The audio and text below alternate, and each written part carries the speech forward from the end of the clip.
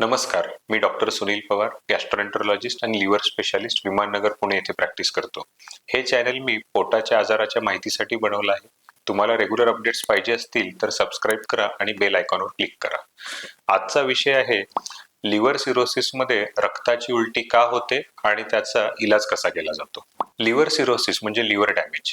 Liver सिरोसिसमध्ये रक्ताची उलटी जी होते त्याची 4 महत्वाची कारणं आहेत. एक म्हणजे इसोफेजियल व्हरायसिस, अन्ननलिकेमध्ये फुगलेल्या रक्तवाहिनी. दुसरं फंडल व्हरायसिस, त्याला जठरमध्ये फुगलेल्या रक्तवाहिनी आपण म्हणतो.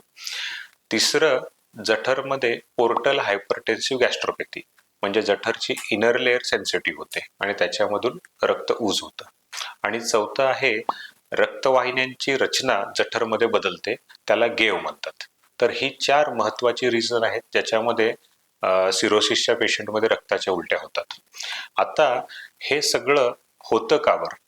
तर लिव्हर सिरोसिसमध्ये लिव्हरकडे रक्त आणणारी एक रक्तवाहिनी असते, तिला पोर्टल व्हेन म्हणतात. ह्या पोर्टल व्हेनचं प्रेशर खूप वाढतं, त्याला पोर्टल हायपरटेन्शन म्हणतात.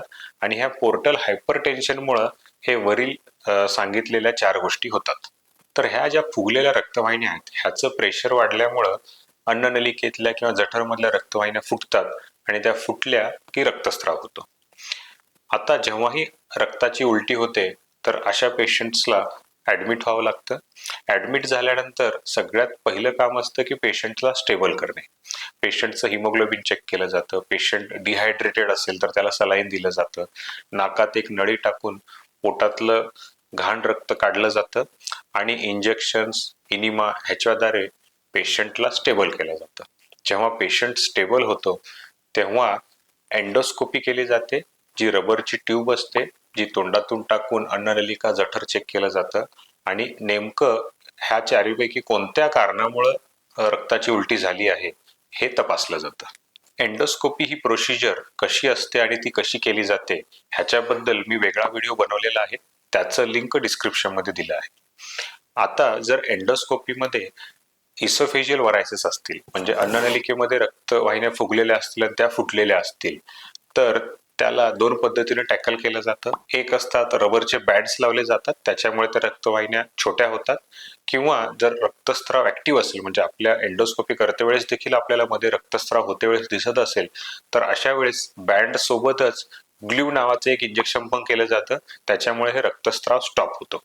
जर जठरमध्ये रक्तवाहिन्या फुगलेल्या असतील, त्याला फंडल व्हॅरिक्स म्हणतात, तर अशा वेळेस ग्लू इंजेक्शन हे केलं जातं आणि त्या रक्तवाहिन्यांना छोटं केलं जातं.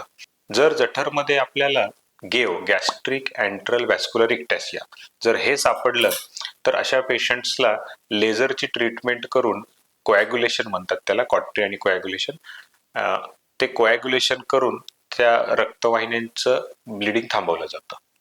जर पोर्टल हायपरटेन्सिव्ह गॅस्ट्रोपॅथी असेल आणि त्याच्यातून उजिंग होत असेल तर एंडोस्कोपिकली कधी कधी त्याच्यावर आपण पावडर स्प्रे करतो, त्याच्यामुळे ते ब्लिडिंग स्टॉप होतं.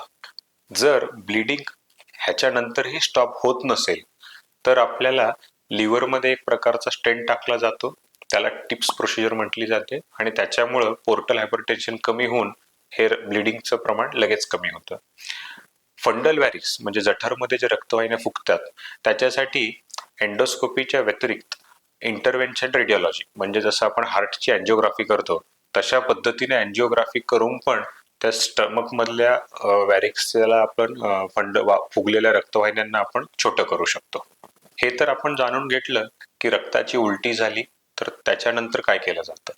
हे परत परत होऊ नये ह्याच्यासाठी पेशंट्सला काही औषधं दिली जातात, त्याच्यामुळे हे पोर्टल हायपरटेन्शनचं प्रमाण कमी होतं आणि रक्ताची उलटी होण्याची रिस्क कमी होते.